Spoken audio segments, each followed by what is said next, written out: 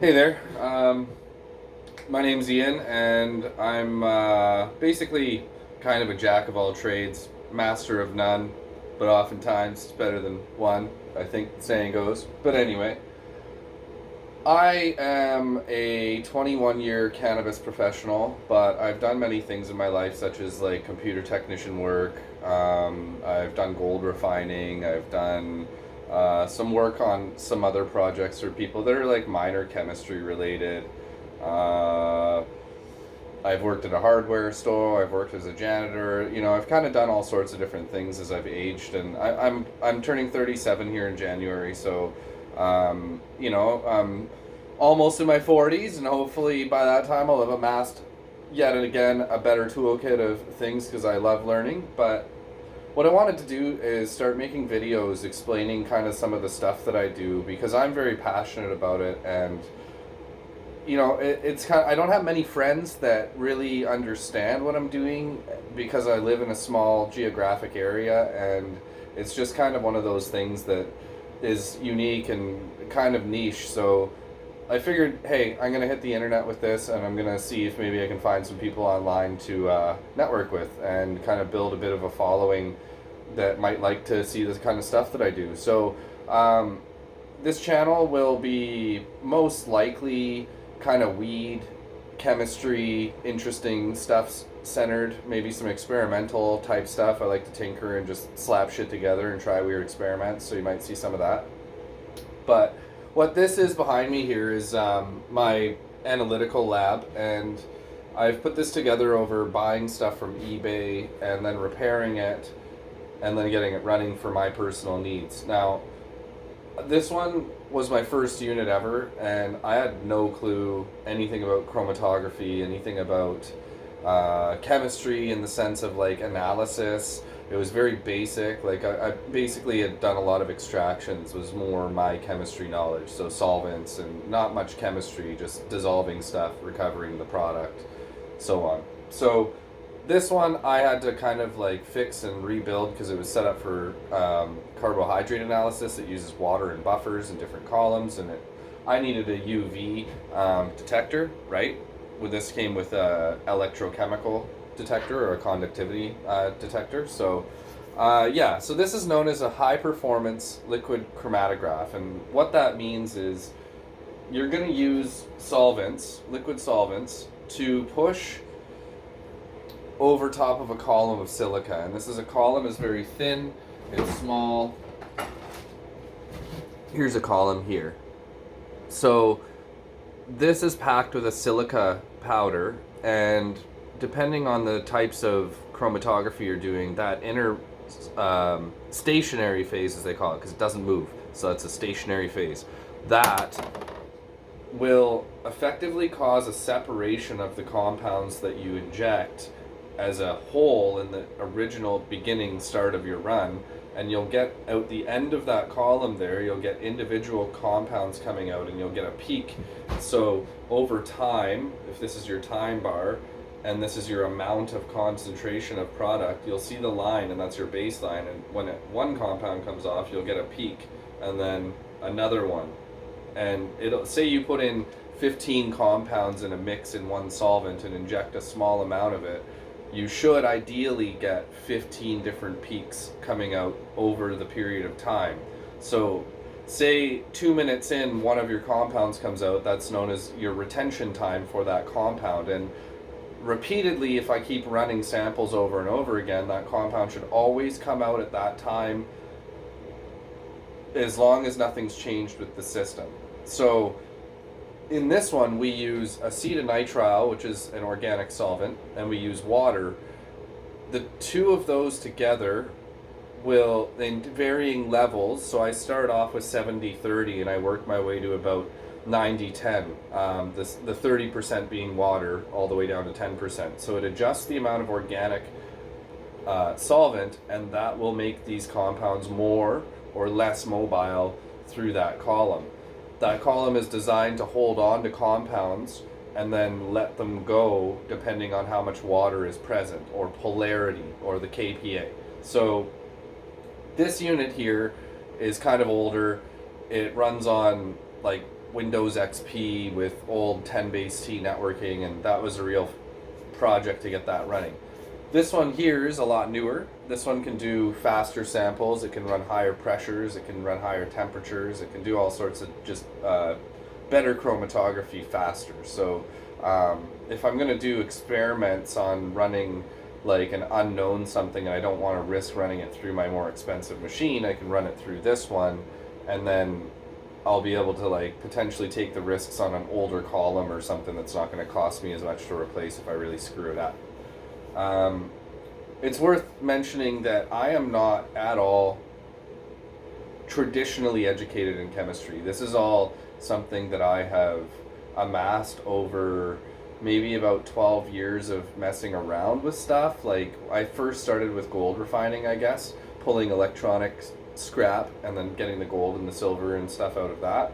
So my very first set of glassware and stuff was just beakers and filters and funnels and a hot plate and, you know, very, very basic.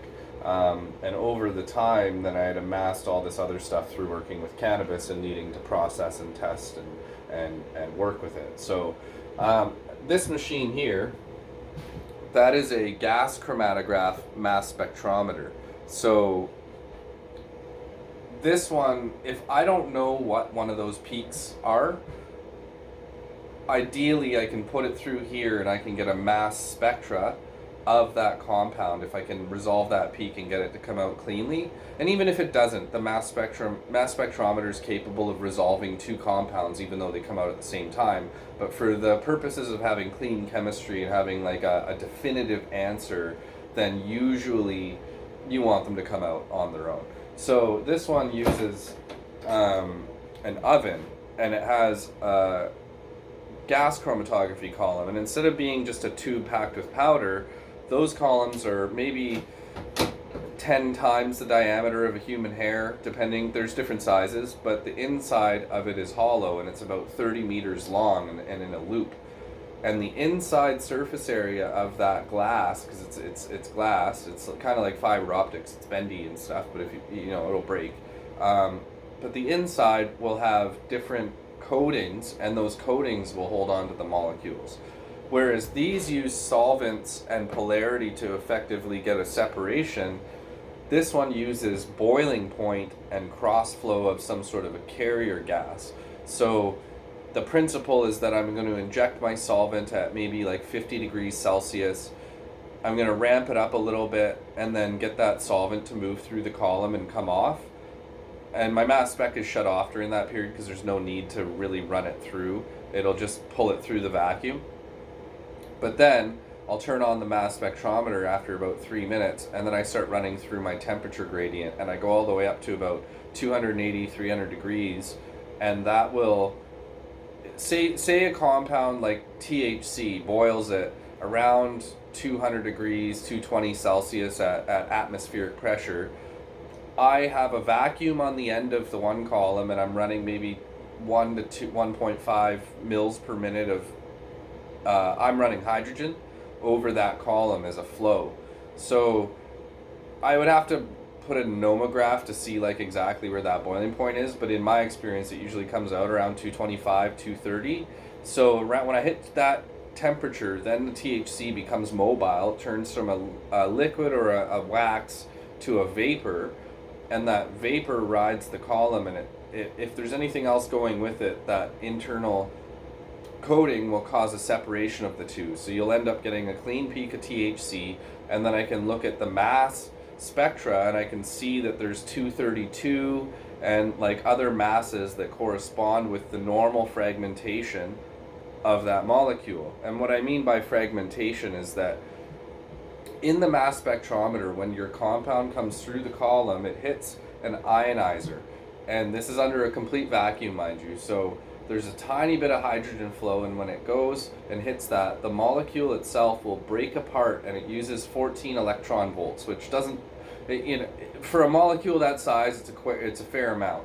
So it will break the molecule in the areas where it's stressed. So if there's a stress point in that molecule, you can calculate, oh, okay, I know it's going to break here and here and here.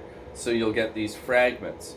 and those fragments, the 3 or 4, or some compounds really fragment, so you get lots of them. But that fingerprint, that's a fingerprint. That signature is a fingerprint, and you can then correspond that to your compound of interest. So the nice thing about that is, like, say you were running a sample and you suspected that there was a pesticide in it, and you needed to look down at 2 parts per billion. This machine might go down to like maybe 10 parts per billion, but some of the newer ones are really crazy fancy. But you can then actually get a guaranteed positive, essentially saying that, like, oh, the fingerprint is there, I can see that it's there.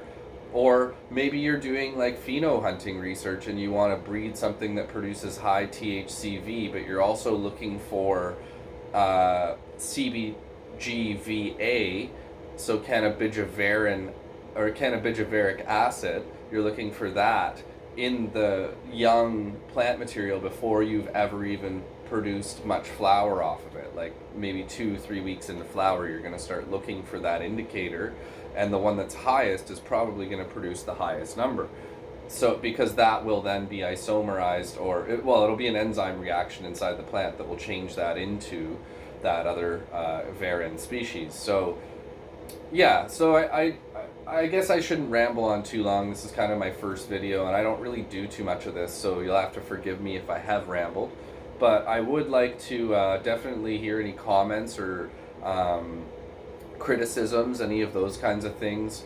I'll work on getting a better camera setup. I do have a nice camera, I just don't have bipods and all that other stuff, so I will work on that if I can start to get a following.